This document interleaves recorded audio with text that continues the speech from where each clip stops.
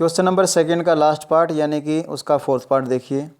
यहाँ पर क्या बताया गया, एक ट्रेन है वो एक यूनिफॉर्म स्पीड से 480 किलोमीटर का डिस्टेंस कवर करती है। यूनिफॉर्म स्पीड का मतलब है कांस्टेंट स्पीड, स्पीड न कम होगी न ज़्यादा होगी। यदि ट्रेन 70 किलोमीटर पर आवर की स्पीड से चलती है तो वो इसी स्पीड से चलेगी, न उसकी स्पीड 69 होगी न उसकी 71 होगी, यानी कि एक ही स्पीड से चले वो उसकी यूनिफॉर्म स्पीड कहलाती है। अब आगे क्या बोला गया है, अगर उसकी स्पीड को 8 किलोमीटर पर आवर कम कर दें उसी डिस्टेंस को, किस डिस्टेंस को, 480 किलोमीटर को कवर करने में 3 घंटे का समय ज़्यादा लेगी। आप ये बताइए जो ट्रेन है उसकी स्पीड क्या है। देखिए यहाँ पर डिस्टेंस सेम रहेगा, पहले भी 480 और लास्ट में भी कितना है 480 है। इसी डिस्टेंस को कवर करना यूनिफॉर्म स्पीड से भी, और जब स्पीड को कम कर देंगे तब भी। इस आपको बात को पहले आप ऐसे समझ सकते हैं। सपोज़ करो आपके घर से आपका स्कूल थोड़े डिस्टेंस पे है और आपको वहाँ तक पहुँचने का जो टाइम लगता है वो 5 मिनट लग सकते हैं अगर आप पैदल जाते हैं तो। उसके बाद अगर मान लीजिए आप साइकिल पे जाएं, नॉर्मल रूटीन में जैसे साइकिल चलाते वैसे चलाएं, तो हो सकता है कि साइकिल पर चलने की जो स्पीड है वो पैदल के चलने से स्पीड से ज़्यादा होगी, क्योंकि नॉर्मल में स्पीड में लेना, हमने दौड़ना नहीं है, नॉर्मल रूटीन में हम जैसे चलते वैसे हम बात कर रहे हैं। तो हो सकता है 2.5 मिनट में पहुंच जाएं। अगर आप मोटरसाइकिल वगैरह से जाएं, वह बीच में कोई प्रॉब्लम वगैरह ना हो, तो हो सकता है कि आप 1 मिनट में पहुंच जाएं। तो यहाँ पर आपने क्या देखा भाई, साइकिल की स्पीड पैदल चलने से ज़्यादा है, तो स्पीड जैसे ही ज़्यादा हुई तो टाइम कम होता चला गया। आप मोटरसाइकिल पे गए तो स्पीड और ज़्यादा होगी तो आपने और कम टाइम लिया। इट मीन्स आप समझ सकते हो, स्पीड अगर ज़्यादा होगी तो टाइम कम होगा, और स्पीड अगर कम होगी तो टाइम क्या होगा, ज़्यादा होगा। ठीक है, स्पीड यदि बढ़ेगी तो टाइम घटेगा, और स्पीड यदि कम होगी तो टाइम बढ़ेगा। आपको इस बात का इसमें विशेष ध्यान रखना है। तो यहाँ पर देखिए, जब हम सम करेंगे तो हमारे पास 2 टाइम होंगे। डिस्टेंस मैंने आपको बताया डिस्टेंस बिल्कुल सेम रहेगा। डिस्टेंस जो आपका है वो 480 किलोमीटर है, ये रहेगा। तो सबसे पहले हम क्या करेंगे, उसकी यूनिफॉर्म स्पीड को लेट कर लेंगे, वो हमने ले लिया x किलोमीटर पर आवर। फिर यहाँ से हम इसका टाइम निकालेंगे। टाइम का फार्मूला आपको पता है, डिस्टेंस ओवर स्पीड। क्या फार्मूला है, डिस्टेंस ओवर स्पीड। डिस्टेंस कितना है 480 और स्पीड क्या है x, तो इतना टाइम उसने ट्रेन ने लिया। अब आगे क्या बोला उसने, उसकी स्पीड यदि 8 किलोमीटर पर आवर कम हो जाए, यानी पहले उसकी जितनी स्पीड थी उसमें से 8 किलोमीटर प्रति घंटा हम कम कर दें, 8 किलोमीटर पर आवर कम कर दें। पहले उसकी स्पीड क्या थी, x थी। अब सेकंड स्टेज में उसकी स्पीड जो है 8 किलोमीटर पर आवर कम हो जाएगी, तो वो बन जाएगी x minus 8 kilometre per hour. अब स्पीड नहीं है तो टाइम भी अलग हो जाएगा, तो अब यहाँ से टाइम निकाल लेंगे। अब डिस्टेंस तो आपका वही रहा, डिस्टेंस तो उतना ही कवर करना है, पहले जितना ट्रेन ने कवर किया 480, अब भी 480 ही है, लेकिन स्पीड कम हुई है तो बाय में जो न्यू स्पीड है वो ले लेंगे, ये हो जाएगा x माइनस 8 आवर्स। अब ये पहले वाला टाइम है और ये बाद वाला टाइम है। अब यहाँ पर ये समझना ज़रूरी है कि पहले वाला समय ज़्यादा था, ये बाद वाला समय ज़्यादा है। मैंने आपको बताया स्पीड यदि कम होगी तो टाइम बढ़ जाएगा। अब आप देख सकते हो स्पीड कम हुई है, स्पीड कम होगी तो टाइम क्या हो जाएगा, ज़्यादा हो जाएगा। तो ये टाइम ज़्यादा है तो ये टाइम क्या है, कम है। और टाइम का डिफरेंस कितने का आया था, 3 का। इट मीन्स न्यू टाइम में से जो ओल्ड टाइम है उसको माइनस कर देंगे तो हमारे पास इक्वल में कितना आएगा, 3 आएगा। जब हम अकॉर्डिंग टू क्वेश्चन लिखेंगे तो क्या लिखेंगे, 480 बाय में x माइनस 8 माइनस 480 बाय में x इज इक्वल टू 3। तो आपको याद रखना है इस बात को, अगर स्पीड कम होगी तो टाइम ज़्यादा हो जाएगा, और स्पीड अगर ज़्यादा होगी तो टाइम कम हो जाएगा। यहाँ पर क्या है, इसके अंदर जो स्पीड है वो कम हुई है तो टाइम ज़्यादा हो गया। ये टाइम ज़्यादा है, ये टाइम कम है, ज़्यादा में से हम कम को माइनस करेंगे तो ये ज़्यादा है, ये कम था ऊपर वाला, तो इसमें से ये ज़्यादा ये कम माइनस किया तो हमारे पास कितना आएगा, 3 आएगा। तो इस प्रकार से हम कर लेंगे। आगे स्टेटमेंट जो हमने पढ़ी थी उसके अंदर आपने अच्छी प्रकार से उसको देख लेना है स्क्रीन पे एक बार, और फिर हम क्या करेंगे, सम को करेंगे। छोटी छोटी बातें मैं इसके अंदर बता देता हूँ, उन पर आपका पूरा फोकस होना चाहिए, ध्यान रखना आपको इस बात का। चलिए हम सम स्टार्ट कर देते हैं। मेन बात तो मैंने आपको बता ही दी है। अब ऊपर वही बातें हैं जो मैंने आपको पिछले पेज पे बताई हैं, ठीक है। तो पहले इसके अंदर जो डिस्टेंस है वो आपका फिक्स है, कितना है 480 किलोमीटर पर आवर। यहाँ पर आपका क्या है, 480 किलोमीटर उसका डिस्टेंस है। तो शुरू में उसकी यूनिफॉर्म स्पीड मान लेंगे x किलोमीटर पर आवर, फिर उसके ट्रेन के द्वारा लिया गया टाइम, फिर सेकंड स्टेज में ट्रेन की स्पीड क्या होगी, 8 किलोमीटर पर आवर कम हो जाएगी। पहले जो स्पीड थी उसमें से 8 माइनस कर देंगे तो न्यू स्पीड हमारे पास ये हो जाएगी। फिर वहाँ पर उसका टाइम निकाल लेंगे, डिस्टेंस मैंने आपको बताया बिल्कुल वही रहेगा, स्पीड चेंज हो जाएगी तो 480/max - 8 हमारे पास न्यू टाइम आ जाएगा। वहाँ पर मैंने बताया था जैसे ही स्पीड कम हुई टाइम बढ़ जाएगा, तो ये टाइम ज़्यादा है, और जो हमारे पास पिछला टाइम था, कौन सा टाइम, ये टाइम कम है। तो इसमें से इसको हम क्या कर देंगे, यहाँ पर माइनस कर देंगे।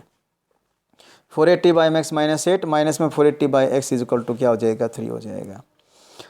अब यहाँ पर क्या है कि आप तक जो मेथड करते आए उसके अंदर हम क्या करते थे कि फ्रैक्शन में कोई स्टेटमेंट उसको हम एलसीएम के मेथड से करते हैं, लेकिन आपको एलसीएम के मेथड से नहीं करना है। आपको क्या करना है, एक ऐसे नंबर से मल्टीप्लाई करना है, एक ऐसे नंबर से मल्टीप्लाई करना है जिसको फ्रैक्शन में ये दोनों नंबर हैं उसको क्या कर सकें, डिवाइड कर सकें। तो यहाँ पर हम क्या करेंगे, दोनों तरफ लेफ्ट में भी और राइट में भी x - 8 × x, यानी x × x - 8 से क्या कर देंगे, मल्टीप्लाई कर देंगे। तो यहाँ लिख देंगे multiply both sides by x × x - 8। पहले x × x - 8 की मल्टीप्लाई इससे होगी, जब 480 में x - 8 की हम x × x - 8 से मल्टीप्लाई करेंगे तो ये इससे कैंसिल आउट हो जाएगा, तो क्या बन जाएगा, 480 × x बन जाएगा।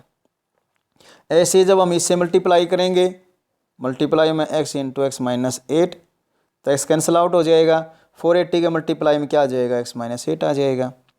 यहाँ पर 3 है, बाय में कुछ नहीं है, तो 3 इंटू क्या बन जाएगा, x × x - 8 हमारे पास आ जाएगा। तो इस प्रकार से हम क्या करेंगे, एक ऐसे नंबर से मल्टीप्लाई कर लेंगे जो हमारे पास डिनोमिनेटर में नंबर दिए हैं उन सब की टेबल में वो आ जाए। तो इस प्रकार से हम कर लेंगे, किससे मल्टीप्लाई कर लेंगे, दोनों साइड में x × x - 8 से मल्टीप्लाई कर लेंगे। अब यहाँ पर देखिए मल्टीप्लाई हमने कर लिया, कैसे क्या तो मैंने बता दिया। 480 के हम x से मल्टीप्लाई करेंगे, क्या आएगा, 480x आ जाएगा। फिर -480 के x से करेंगे -480x, -480 की -8 से करोगे तो आपको पता माइनस की माइनस से मल्टीप्लाई करते हैं, साइन किसका आता है, प्लस का, प्लस में आ जाएगा हमारे पास 3840। यहाँ पर पहले 3 के x से मल्टीप्लाई करोगे, क्या बन जाएगा, 3x, फिर 3x के x से करोगे 3x², और 3x की -8 से करोगे -24x बन जाएगा हमारे पास ये। इस प्रकार से हमने मल्टीप्लाई कर ली। अब मल्टीप्लाई करने के बाद नेक्स्ट देखिए इसके अंदर 480x ये प्लस में और ये माइनस में है, तो यहाँ पर एक दूसरे से कैंसिल आउट हो जाएंगे। हमारे पास क्या बच जाएगा, यहाँ पर 3840, और राइट में 3x² - 24x। अब x² जो है उसका जो कोफिशिएंट है वो हमेशा पॉजिटिव में रखने की कोशिश करते हैं ताकि सम करने में थोड़ी आसानी हो। तो क्या करेंगे, 3840 को 3840 को लेफ़्ट से राइट में ले जाएंगे, तो पॉजिटिव क्या बन जाएगा, ये नेगेटिव बन जाएगा। अब क्या करेंगे हम, यहाँ पर देखिए ये जो है किसके इक्वल है, 0 के इक्वल है। किसके इक्वल है, 0 के। अब है तो 0 के इक्वल, 0 का चाहे लेफ्ट में रखो चाहे राइट में, बात तो वही रहेगी। तो इसको हम किसके इक्वल ले लेंगे, 0 के इक्वल ले लेंगे, और साथ में पूरी इक्वेशन को 3 से डिवाइड कर देंगे ताकि इक्वेशन क्या हो जाए, छोटी हो जाए। तो ये भी 3 से डिवाइड, ये को क्योंकि ये तो खुद 3 है, 3 से डिवाइड होगा। 24 भी 3 की टेबल में आता है। इसी प्रकार 3840 को 3 से डिवाइड करें, हमारे पास क्या आएगा, 1280 आ जाएगा। ऐसे इसको हम फाइंड आउट कर लेंगे।